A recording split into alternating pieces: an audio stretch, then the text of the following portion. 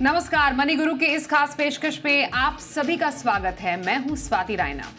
बढ़ती महंगाई का असर एजुकेशन पर भी पड़ता है, क्योंकि एजुकेशन इन्फ्लेशन 8 से 12% की दर से हर साल बढ़ रही है। मतलब एक अच्छे इंजीनियरिंग कॉलेज, मेडिकल या फिर मैनेजमेंट कॉलेज के खर्चे में पिछले 15 सालों में देख लिया जाए तो कम से कम तो 8 गुना की बढ़ोतरी दर्ज की गई है। और अगर विदेश में डिग्री लेना चाहते हैं तो यही खर्चा करोड़ों का है। आज बताएंगे आप कैसे अपनी पढ़ाई की प्लानिंग कर सकते हैं। विदेश में पढ़ाई का सपना है तो कैसे करें वहाँ की प्लानिंग। म्यूचुअल फंड में निवेश से कैसे आप हायर एजुकेशन की प्लानिंग करें और कब एजुकेशन लोन आपके लिए लेना सही है। इसी पर खास चर्चा के लिए हमारे साथ दो खास एक्सपर्ट्स हैं, उनका परिचय करा देते हैं। आनंद राठी वेल्थ के डायरेक्टर ऋषिकेश पालवे और फिनफिक्स की फाउंडर प्रबलीन बाजपेयी हमारे साथ हैं। दोनों एक्सपर्ट्स का स्वागत करते हैं हम मनी गुरु में आज अपनी इस खास पेशकश में। एजुकेशन इन्फ्लेशन, पढ़ाई की प्लानिंग, बहुत सारे बच्चे लगभग इसी टाइम पे तैयार होते हैं, स्कूल से निकलकर कॉलेज जाने को तैयार हैं या फिर हायर एजुकेशन चाहते हैं। अब तो टाइम बहुत बदल गया है, लेकिन टाइम के साथ साथ महंगाई भी बदल गई और बढ़ गई है। मैं प्रवीण आपसे ज़रा समझना चाहती हूँ, आज से कई सालों पहले शायद चीज़ें थोड़ी सी अलग हुआ करती थी। 2-3 स्ट्रीम होती थी, मालूम है कि इंजीनियरिंग करनी है, मेडिकल पढ़ना है, ये एक बहुत बड़े 2 स्ट्रीम्स हुआ करते थे। यहाँ आर्ट्स में जाना है। अब तो ज़माना बदल गया, एआई है, रोबोटिक्स, पता नहीं क्या क्या, बहुत सारे ऑप्शंस भी खुल गए हैं। लेकिन उसी के साथ ही जो एक खर्चा है पढ़ाई का, वो भी ज़्यादा बढ़ता चला जा रहा है। एक एमबीए का भी खर्चा या इंजीनियरिंग में भी आपको बहुत करोड़ों रुपए खर्च करने पड़ रहे हैं। ज़रा बताइए, बदलते टाइम के साथ ये एजुकेशन प्लानिंग कितनी ज़्यादा इम्पोर्टेंट हो गई है? जी। बिल्कुल स्वाति, आई थिंक टाइम्स इतने चेंज हो गए हैं। एजुकेशन प्लानिंग नाम की कोई चीज़ मेरे ख्याल से हमारे दौर पे एग्ज़िस्ट ही नहीं करती थी जब हमने अपने स्कूल्स पास आउट किए एंड अपनी एजुकेशन की है। बिकॉज़ जितनी भी रेगुलर उस टाइम पे फ़ी होती थी, वो थोड़ा बहुत पेरेंट्स स्ट्रेच करके आराम से अफ़ोर्ड कर पाते थे। बट ओवर द इयर्स इतनी प्राइवेटाइज़ेशन हुई है एजुकेशन में, इतना अडॉप्शन ऑफ टेक्नोलॉजी है, टीचर्स की सैलरीज़ बेटर हुई हैं, इतने सारे इंफ्रास्ट्रक्चर पे स्पेंडिंग हुई है दैट एजुकेशन डेफिनेटली इंडिया में मेरे ख्याल से बहुत ही ज़्यादा रफ्तार से बढ़ी है उसकी जो इन्फ्लेशन है। एंड इसलिए हमें प्लानिंग की बहुत ज़्यादा ज़रूरत है। 4 आई थिंक जो बहुत इम्पोर्टेंट रीज़न्स हैं जिसकी वजह से हमें एजुकेशन प्लानिंग को इम्पोर्टेंस देनी चाहिए। पहला, जैसे अभी हम डिस्कस कर रहे हैं, राइजिंग कॉस्ट। बिकॉज़ जो कॉस्ट ऑफ एजुकेशन है, स्पेशली हायर एजुकेशन की, वो मेरे ख्याल से हमारी जो नॉर्मल, जो इसको हम कहते हैं दाल-रोटी की जो कॉस्ट होती है, सीपीआई इन्फ्लेशन, उसकी दुगना है। तो अगर हम 5 से 6% की इन्फ्लेशन पे हम अपनी रिटायरमेंट प्लानिंग कर रहे हैं, तो हमें अपनी एजुकेशन प्लानिंग 10 से 12% के इन्फ्लेशन को फैक्टर इन करके करनी पड़ती है। यानी कि स्वाति, एवरी 6 टू 7 इयर्स में आपका जो खर्चा है, जो फी का, वो बेसिकली डबल हो रहा है। तो इसकी रफ्तार काफ़ी ज़्यादा है, इसलिए प्लानिंग की हमें यहाँ आवश्यकता है। सेकंड, अगर आज हम ये प्लानिंग नहीं कर रहे हैं स्वाति, तब क्या होता है कि जब फ्यूचर में, बिकॉज़ बहुत ऐसे लोग हैं और हम लोग अपने क्लाइंट से भी डील करते हैं, जब बच्चे 9th और 10th में आते हैं ना, that is the time when अक्सर वो थोड़े से जागरूक होते हैं और उनको लगता है कि अब एजुकेशन का टाइम आ गया है कॉलेज का and the fees are so heavy. तो अगर आप इस चीज़ में थोड़े से लेट हुए, तो आपके ऊपर कल को डेट का बर्डन आ सकता है, आपके ऊपर किसी टाइप का फाइनेंशियल स्ट्रेस आ सकता है। और सबसे महत्वपूर्ण चीज़ कि आपको शायद अपने रिटायरमेंट के जो कॉर्पस है, उसमें से डिग करके अपने बच्चे की एजुकेशन के लिए पैसा लगाना पड़े। तो प्लानिंग आपको शुरुआत से ही करनी है। तीसरा, अगर आपने शुरू में प्लानिंग नहीं की है, देन स्वाति कहीं न कहीं शायद हमें आगे चल के कॉम्प्रोमाइज़ करना पड़े कि जिस कॉलेज में आप चाहते हैं आपका बच्चा जाए, वहाँ की शायद अफोर्डेबिलिटी आपके पास, आपके बेसिकली हाथ में ना हो। तो अगर आपने शुरू से इस चीज़ को सोच के चला है कि कहाँ पे आपका बच्चा जा सकता है, किस टाइप के आपने range of colleges, because exactly तो हमें नहीं पता होता कि हमारे बच्चे क्या करेंगे। बट एक ब्रॉडर प्लानिंग के साथ अगर आप चल रहे हैं, तो आप बेटर इक्विप्ड हो सकते हैं उस सिचुएशन को हैंडल करने के लिए। And I think fourthly and most importantly, जो एक डिसिप्लिन है उसको हम अंडरमाइन नहीं कर सकते। तो अगर आपने अपने बच्चे की एजुकेशन प्लानिंग के लिए मेरे ख्याल से डिसिप्लिन इनकलकेट किया है, तो मेरे ख्याल से उससे बच्चे को भी एक कहीं न कहीं कॉन्फिडेंस आता है that things are better managed. और मेरे ख्याल से एक कहीं न कहीं पढ़ने का और कल को मेरिट हासिल करने का एक मेरे ख्याल से वहाँ पे मोटिवेशन मिल सकता है। So education planning I think overall एक बहुत महत्वपूर्ण चीज़ है एंड इसको अब बिल्कुल इग्नोर नहीं किया जा सकता है आज के दौर में। बिल्कुल। और आजकल के पेरेंट्स जो हैं वो ज़्यादा शायद अवेयर भी हैं। एजुकेशन को लेकर किस लिहाज से, क्योंकि वैसे भी महंगाई तो बढ़ रही है, इस लिहाज से भी क्योंकि प्राइमरी स्कूल से ही एक जो बेस है वो बनना शुरू हो जाता है। अगर आप बच्चे को अपने एक फॉरेन यूनिवर्सिटी में पढ़ाना चाहते हैं तो आप उसी बोर्ड में बच्चे को पहले से ही डाल लेते हैं, क्योंकि वो ऑप्शन अब अवेलेबल है। हम आईबी बोर्ड देखते हैं, आईजीएसई बोर्ड देखते हैं, बेसिकली ऑक्सफर्ड केम्ब्रिज बोर्ड का जो एक्सपोजर है वो इंडिया में बढ़ गया है। ऋषिकेश, इससे एक प्लानिंग का एक नया जो आयाम है वो खुलता है कि आप जब बच्चा नर्सरी या फिर केजी में ही या फिर प्राइमरी स्कूल में ही है, आपने उसके लगभग 15 साल के बाद का एक विजन देख लिया है कि हम इस बच्चे को फॉरेन की एक यूनिवर्सिटी में पढ़ाना पसंद करेंगे या उसको ले जाएंगे। दैट मीन्स आपको जब बच्चा छोटा है, 5 साल का ही है, उसके 18 साल के होने पर जब वो बाहर जाएगा बच्चा, तब की प्लानिंग करनी पड़ेगी। दैट मीन्स 12 साल का एक लॉन्ग टर्म विजन है आपके सामने, जो कि तैयारी करने के लिए काफ़ी है। तो एक इस लॉन्ग टर्म प्लानिंग में कैसे कैसे पढ़ाव आते हैं? नमस्ते स्वाति जी, प्रवीण जी नमस्ते, और सारी दर्शकों को नमस्ते। तो ये सवाल है कि अगर नवजात शिशु है या फिर 3-4 साल के शिशु है जिनकी एजुकेशन प्लानिंग करनी है, तो वो किस हिसाब से की जाएगी। जैसे प्रवीण जी ने बहुत खूबसूरती से दर्शाया कि सबसे इम्पोर्टेंट घटक जो है वो है इन्फ्लेशन, उसको फैक्टर इन करना बहुत ज़रूरी है। और दूसरा घटक ये है कि हमारे पास समय कितना है। तो एक उदाहरण के तौर पे बताना चाहूँगा। समझो एक नवजात शिशु है जिनकी एजुकेशन एक्सपेंस की हमको तैयारी करनी है, तो सर्वप्रथम हमको देखना पड़ेगा इन्फ्लेशन कितना फैक्टर इन करना है। तो जैसे प्रवीण जी ने बहुत सही कहा कि 9 से 11% का इन्फ्लेशन माना जाता है एजुकेशन में, और जबकि सीपीआई इन्फ्लेशन 4 से 6% के बीच में होवर अराउंड करता है। अगर 9 से 11% का इन्फ्लेशन है तो उसको मात देना बहुत जरूरी है। और अगर ग्लोबल एजुकेशन है तो वहां पे भी इन्फ्लेशन के अंदर हमको रुपी डिप्रिसिएशन फैक्टर इन करना पड़ेगा। 4 से 5% का रुपी डिप्रिसिएशन फैक्टर इन करना पड़ेगा। अगर हम रुपी डिप्रिसिएशन फैक्टर इन कर लेते हैं तो वहां पे भी इन्फ्लेशन नंबर करीबन 9 से 10% का आता है। तो अगर एक उदाहरण के तौर पे बताना चाहूंगा, अगर कोई नवजात शिशु है जिनकी एजुकेशन प्लानिंग करनी है, तो समझो आज के तारीख में आईआईएम अहमदाबाद की बात कर लेते हैं। आईआईएम अहमदाबाद की फीस करीबन 30 लाख की है। अगर मैं इन्फ्लेशन 9-10% का इन्फ्लेशन जोड़ लूं अगले 20 सालों के लिए, तो खर्चा वहां पे 20 सालों के बाद, आज अगर 30 लाख है तो 2 करोड़ 10 लाख का खर्चा होगा। अब इस 2 करोड़ 10 लाख की प्लानिंग करनी बहुत जरूरी है। लेकिन अगर हमारे पास बहुत ज्यादा समय है तो हम इक्विटी को अपना सकते हैं और कंपाउंडिंग का फायदा उठा सकते हैं। तो पहले 15 साल जो है हमारे पास, वहां हम इक्विटी में निवेश कर सकते हैं। वहां पे हम एसआईपी कर सकते हैं 20,000 की। अगर हम पहले 15 सालों के लिए 20,000 की एसआईपी करते हैं तो कुल मिला के हमारे पास राशि होगी 1 करोड़ 13 लाख की जमा हो जाएगी 15 साल के बाद। 15 साल क्यों बोल रहा हूं, क्योंकि 20 साल का समय है। एन मौके तक हम इक्विटी में निवेश करके नहीं रह सकते, क्योंकि इक्विटी वॉलेटाइल मार्केट्स है, और उस समय पे अगर मार्केट्स डाउन हो तो उस समय पैसे हैंडी नहीं आएंगे। तो इसलिए 15 साल में पूरा पूरा इक्विटी में निवेश करना चाहिए। 15 साल के बाद 70% इक्विटी और 30% डेट के हिसाब से निवेश करना चाहिए। 20,000 की एसआईपी अगर चालू रखे तो 20 साल के बाद हमारे पास एक कॉर्पस जमा होगा, वो होगा 2 करोड़ 10 लाख का। तो इस हिसाब से प्लानिंग करनी होगी। अगर ग्लोबल एजुकेशन की बात करते हैं तो उस वहां पे भी इन्फ्लेशन एडजस्ट करके देखना पड़ेगा, बैक ट्रैक करके डिस्काउंट करके देखना पड़ेगा आज कितना खर्चा है, और इन्फ्लेशन एडजस्ट करने के बाद 12 साल या 15 साल या 20 साल के बाद क्या खर्चा होगा, उस हिसाब से एसआईपी करनी पड़ेगी। अगर बहुत ज्यादा समय है तो इक्विटी को अपना लो। 10 साल 7 साल 10 साल के ऊपर अगर समय है हमारे पास तो आप इक्विटी को अपना सकते हो, नहीं तो आपको 70-30 के रेशियो में निवेश करना चाहिए। अगर समय बहुत कम है, 70% इन इक्विटी और 30% इन डेट।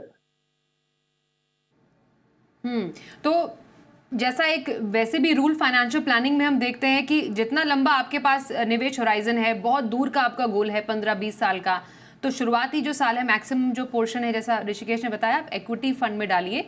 उसके बाद जैसे जैसे जैसे आप अपने गोल की तरफ बढ़ते हैं, क्योंकि कैपिटल प्रोटेक्शन ज़रूरी है, वॉलिटिलिटी शॉर्ट टर्म में इक्विटी में ज़्यादा रहती है, डेट का एक्सपोजर बढ़ाना बिल्कुल सही है, जिससे आप अपने गोल की तरफ अच्छे से बढ़ेंगे। पर अगर स्टेज वाइज अब हम प्रॉब्लम समझें, हम ये देखना चाह रहे हैं कि नियर टर्म है, अब बच्चे को हमें भेजना है बाहर, बच्चा ऑलरेडी अपने मीडियम क्लास में वो पढ़ाई कर रहे हैं, टुवर्ड्स 8, 9 या 10th है, 2-3 साल के बाद लग रहा है कि बच्चे ने भी डिसाइड किया कि मुझे तो बाहर पढ़ाई करनी है या हायर एजुकेशन के लिए अच्छा कोर्स करना है, तो ये जो 1 से 3 साल का जो टाइम होता है क्योंकि कम होता है, क्योंकि ऋषिकेश ने जैसा अभी बताया कि आपको डेट में ज़्यादा एक्सपोजर लेना चाहिए, तो ये जो 1 से 3 साल का जो एक छोटी अवधि का पीरियड है बच्चे की पढ़ाई के लिए, यहाँ पर कैसे प्रोडक्ट्स को एक पेरेंट को चूज करना चाहिए बच्चे की पढ़ाई के लिए? जी, एब्सोल्युटली स्वाति, जैसे अभी ऋषिकेश जी ने बताया कि जो हमारा होराइज़न है, आई थिंक वो बहुत महत्वपूर्ण हो जाता है हमारी डिसीजन मेकिंग में, क्योंकि एजुकेशन गोल एक ऐसी चीज़ है जिसको हम पोस्टपोन नहीं कर सकते हैं। अगर आपके बच्चे ने 2 साल बाद कॉलेज जाना है, तो आपकी जो रिक्वायरमेंट है फंड्स की, वो 2 साल के बाद ही होगी। तो डेफिनिटली जब हम प्लानिंग कर रहे हैं एज़ पेरेंट्स, आई थिंक कहीं न कहीं सबसे पहले हमारा क्लियर ऑब्जेक्टिव होना चाहिए कि अगर हमारा बच्चा आज से मान लीजिए 1 से 3 साल, जो हम थोड़ा नियर टर्म बोल के चल रहे हैं, अगर उतने में बच्चे ने कॉलेज जाना है, तो हमारे जो फंड्स की चॉइस है या हमारे प्रोडक्ट्स की चॉइस है, वो थोड़ी-सी कंज़र्वेटिव हो जाएगी। इसलिए यहाँ पे पेरेंट्स को ये समझना है कि स्वाति, हम लोगों का जो रिटर्न एक्सपेक्टेशन है, उसको भी हमें थोड़ा रिड्यूस करना है। क्योंकि हम कोई भी मैजिक फ़ॉर्मूला लगा के इतने कम टाइम में बहुत ज़्यादा रिटर्न्स नहीं पा सकते हैं। तो यहाँ पे जो हमारी फंड्स की चॉइस है, वो थोड़ा कैपिटल प्रिज़र्वेशन की तरफ ज़्यादा जाएगी रादर देन कैपिटल एप्रिसिएशन।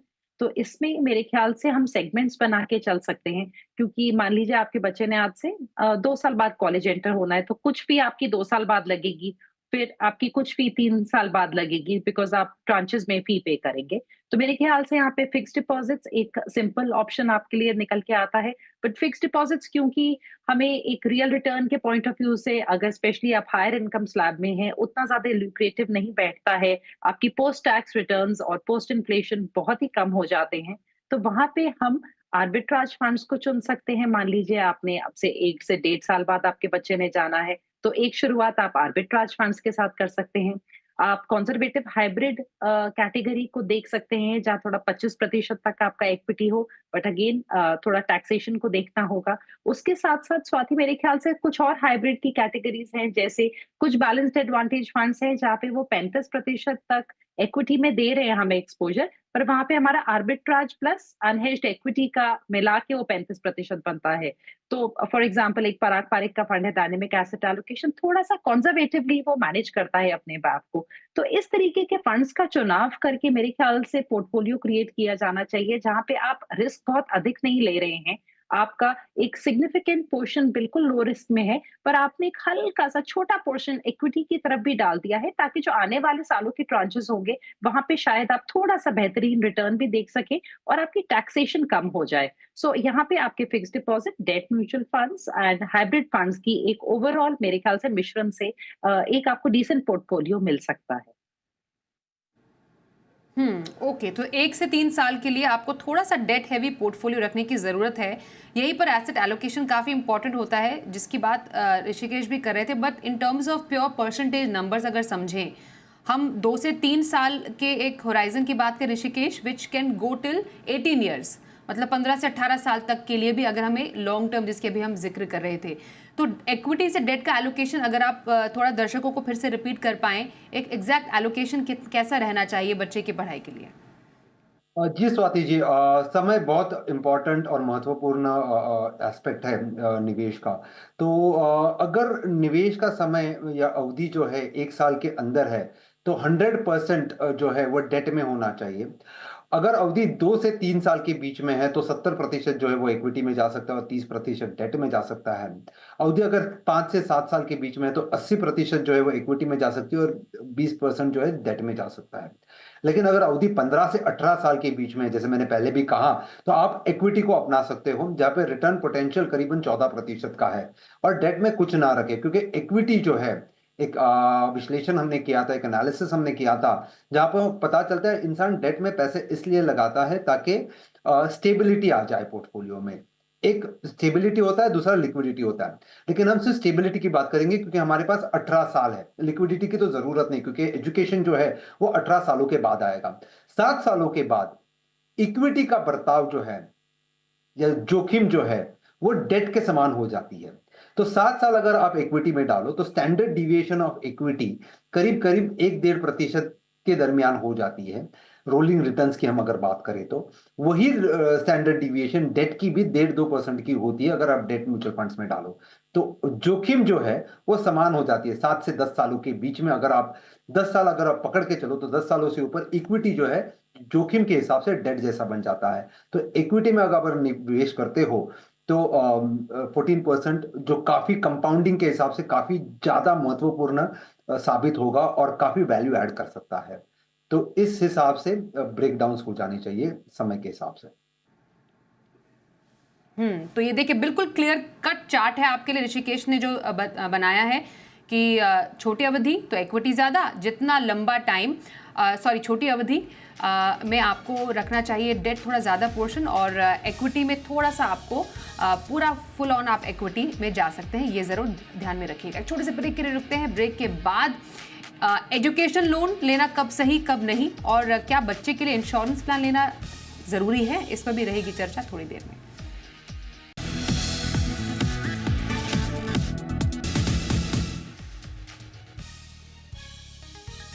बच्चे को पढ़ाना है बाहर या फिर अच्छे यूनिवर्सिटी में डालना है तो कैसे आप कर सकते हैं स्टेज वाइज प्लानिंग, जान रहे हैं ऋषिकेश पालवे और साथ ही प्रबलीन वाजपेयी हमारे साथ हैं। प्रबलीन, अब ज़रा बताइए, 3 से 7 साल का हमारे पास हाथ में टाइम है जब बच्चे को हायर एजुकेशन अपने मनपसंद कोर्स करना है आफ्टर कॉलेज या स्कूल, उसकी तैयारी और उसके बाद अगर मानिए टाइम थोड़ा और बड़ा है, थोड़ी सी एडवांस प्लानिंग पेरेंट्स कर रहे हैं, 7 साल से ज़्यादा का टाइम है, यहाँ पर किस तरीके का प्रोडक्ट मिक्स आपको लग रहा है सही? जी। बिल्कुल, स्वाति, पहले इसके लिए एक मैं उदाहरण ले लेती हूँ, क्योंकि हम लोग नंबर्स के साथ समझते हैं। मान लीजिए आज आपके बच्चे छोटे हैं, तो हम लॉन्ग टर्म वाला पहले एग्जांपल ले लेते हैं कि आज आपका बच्चा छोटा है, 3 साल का है, और मान लीजिए आपकी 4 साल की एक कॉलेज की फी करीबन 25 लाख है आज। आज से 15 साल बाद जब वो 18 साल का हो जाएगा, तब ये फी ऑलमोस्ट 1 करोड़ के ऊपर निकल चुकी होगी, अगर हमने सिर्फ 10% का भी इन्फ्लेशन कैलकुलेट किया। तो लॉन्ग टर्म की जब हम बात कर रहे हैं, जैसे भी ऋषिकेश जी ने भी स्ट्रेस किया कि हमारा इक्विटी ज्यादा होना चाहिए, और इसका एक बहुत महत्वपूर्ण कारण है, क्योंकि हम सबके पास लिमिटेड रिसोर्सेज हैं, हमारी जो इनकम है, आमदनी है, वो लिमिटेड है। अगर हमने लॉन्ग टर्म के लिए एक 7% का प्रोडक्ट चूज कर लिया सेम गोल को हासिल करने के लिए, तो हमें हर महीने करीबन 33-34 हजार रुपए साइड में रखने पड़ेंगे, जो काफी ज्यादा रकम है 15 साल के लिए। यही अगर हमने इक्विटी को चुना और हमने 12% के रिटर्न्स भी लेके चले, तो हमें करीबन सिर्फ 21,000 रुपए की एसआईपी करने की जरूरत होगी। और उसमें भी हम ऐसा कर सकते हैं कि हमने आज 12,000 की एसआईपी से शुरुआत कर ली और हर साल 10% से स्टेप अप कर लिया, तो हमारे पास वो चॉइस रहेगी। यानी कि अगर हमने सही एसेट क्लास चुन लिया स्वाति, तो हमारा जितना रिसोर्स है जो लिमिटेड है, उसका बेटर डिप्लॉयमेंट हो सकता है। तो अगर आपका लक्ष्य दूर है, 7 इयर्स एंड अबव है, तो डेफिनेटली आपका जो मेजॉरिटी पैसा है वो इक्विटी में होना चाहिए। और मेरे ख्याल से उसमें आप एक एक्टिव और एक पैसिव फंड के मिश्रण से चल सकते हैं। वहां पे आपका डेट कंपोनेंट कम हो सकता है, और अगर आप डेट का कंपोनेंट थोड़ा रखना चाहते हैं, मान लीजिए 10 से 20%, तो वो आपकी पीपीएफ और मेरे ख्याल से सुकन्या समृद्धि जैसी स्कीम्स से बेहतर आपको कुछ मिल नहीं सकता है, अगर सही में आपका उतना लॉन्ग टर्म होराइजन है। और जो हमारा मीडियम टर्म होराइजन है, जैसे 3 से 7 साल का, यहाँ पे स्वाति अगर हम कितनी भी कोशिश करें, तो हम बहुत ज्यादा रिटर्न एक्सपेक्टेशंस के साथ नहीं चल सकते, अगर हमने बहुत अधिक रिस्क नहीं लिया और हम इस गोल में बहुत अधिक रिस्क नहीं लेना चाहते। तो अगर 4 साल का होराइजन है मान लीजिए, और हमें सेम 25 लाख की जरूरत है और 10% का इन्फ्लेशन है, तो हमें करीबन 37 लाख की जरूरत होगी आज से 4 साल बाद, और उसके लिए आज की तारीख में हमें करीबन 64,000 की एसआईपी करने की रिक्वायरमेंट होगी। अब हमने सिर्फ 9% की कैलकुलेशन की है, बिकॉज हमने थोड़ा इक्विटी और थोड़ा डेट का मिश्रण लिया है, तो हमने 12% से घटा दिया और हम इसको 9% पे ले आए अपनी रिटर्न एक्सपेक्टेशंस को। और अगर कोई पेरेंट लमसम करना चाहते हैं, तो उनको 17-18 लाख का यहाँ पे लमसम करने की रिक्वायरमेंट होगी। और यहाँ पे मेरे ख्याल से जो अप्रोप्रिएट प्रोडक्ट्स हैं, वो हाइब्रिड्स बहुत अच्छे हो सकते हैं, आपके बैलेंस्ड एडवांटेज फंड्स और मल्टी एसेट फंड्स। मेरे ख्याल से यहाँ पे डाउनसाइड आपको प्रोटेक्शन भी मिलेगी और अपसाइड का भी पोटेंशियल है। उसके साथ जो आपके इक्विटी म्यूचुअल फंड्स हो, वो कंपैरेटिवली ज्यादा लार्ज कैप टिल्टेड हो, पर थोड़ा कंपोनेंट आपका मल्टी कैप जैसे फंड्स में हो सकता है। पर आप प्राइमरीली थोड़ा ज्यादा लार्ज कैप टिल्टेड पोर्टफोलियो बना के चलिए, अगर आपका 4 to 7 इयर्स का होराइजन होगा। ओके, तो ये हमने प्लानिंग देखी 3 से 7 और 7 साल से ऊपर की, जो आप अपने बच्चे की पढ़ाई के लिए कर सकते हैं। ऋषिकेश, यहाँ पर एक एस्पेक्ट पर चर्चा करना बहुत ज़रूरी है, क्योंकि पढ़ाई एक ऐसा गोल है जिसके लिए लोन भी उपलब्ध है, और एजुकेशन लोन है, इट्स अ गुड लोन। आप जिसको रिपे कर सकते हैं, और इसको हम गलत नहीं भी कह सकते हैं, लेकिन ये समझना ज़रूरी है कि कब लें, कैसे लें और कितना लें। तो एजुकेशन लोन पर आपका क्या व्यू है? एजुकेशन लोन कब लेना चाहिए? आतिश जी, अधिकतर देखा जाता है तो पोस्ट ग्रेजुएशन का खर्चा सबसे अधिक होता है। तो वहाँ पे हमने लोन लेना बहुत ज़रूरी है। पर कुछ लोन लेने के पहले डूज़ और डोंट्स हैं, वो समझने बहुत ज़रूरी है। सबसे पहले ब्याज दरें हम क्या चुनाव कर रहे हैं, इसका बहुत महत्वपूर्ण इम्पैक्ट आ सकता है आपके फ्यूचर अर्निंग्स पे। तो कहना ये चाहता हूँ कि अगर आप पब्लिक बैंक से लोगे तो आपको रेट ऑफ इंटरेस्ट करीबन 8 से 10% के बीच में मिल सकता है, और अदर बैंक्स की तरफ जाते हो आप तो रेट ऑफ इंटरेस्ट 10% से ऊपर होता है।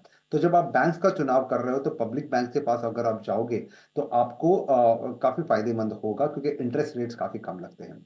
दूसरी चीज़ और सबसे इंपॉर्टेंट चीज़ है, मोरेटोरियम पीरियड एक मिलता है। मोरेटोरियम पीरियड का मतलब है ग्रेस पीरियड मिलता है। इस पीरियड में अगर क्या है, हर एक बैंक का अलग-अलग होता है, तो आपने किसका चुनाव करना किया है, ये जानना बहुत ज़रूरी है। तो ये अगर आप चुनाव कर रहे हो तो ये देखना बहुत ज़रूरी है कि आपके जब कोर्स चालू है, तब आपको ईएमआई भरना ना पड़े, क्योंकि जब आप शिक्षा ले रहे हो तभी आमदनी का कोई सोर्स नहीं होता है। और दूसरी चीज़ है मोरेटोरियम, जिसे हम कहते हैं 6 महीने, 12 महीने का अगर ग्रेस पीरियड आपको मिल जाए, आपकी शिक्षा खत्म होने के बाद भी।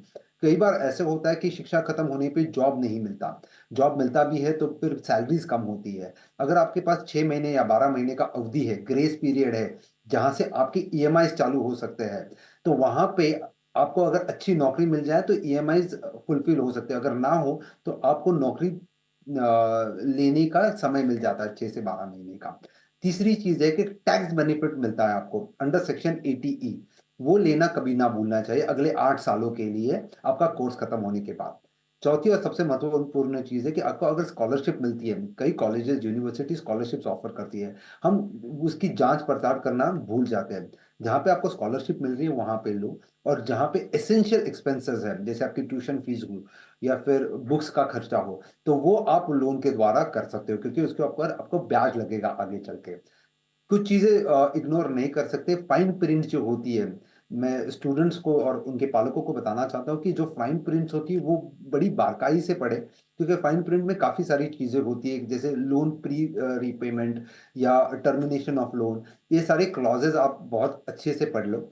और लास्ट की आपके जो रीपेमेंट्स हैं, उसको आप डिले ना करो, क्योंकि इंटरेस्ट पे इंटरेस्ट जब चढ़ता है वो काफ़ी खर्चा बढ़ जाता है। ये कुछ चीज़ें हैं, इसको आप मद्देनज़र रखते हुए लोन ज़रूरी लेना चाहिए, स्पेशली हायर एजुकेशन के लिए, जहाँ पे खर्चा बहुत ज़्यादा हो, पोस्ट ग्रेजुएशन के लिए। कई जगहों पे अंडर ग्रेजुएशन के लिए भी खर्चा ज़्यादा होता है, और हर एक जन अलग स्ट्राटा ऑफ सोसाइटी से आता है। तो उनके हिसाब से वो लोन ज़रूर ले सकते हैं, लेकिन ये कुछ चीज़ें हैं, लोन लेने से पहले इसकी जाँच-पड़ताल करना बहुत ज़रूरी है। हम्म। और एक और एस्पेक्ट जिस पर मैं ब्रीफली चाहती हूँ आप प्रवीण बताएं, इंश्योरेंस प्लान, जो चाइल्ड इंश्योरेंस प्लान भी काफ़ी ज़्यादा पॉपुलर हैं, उपलब्ध हैं। क्या ये लेना एडवाइजेबल है?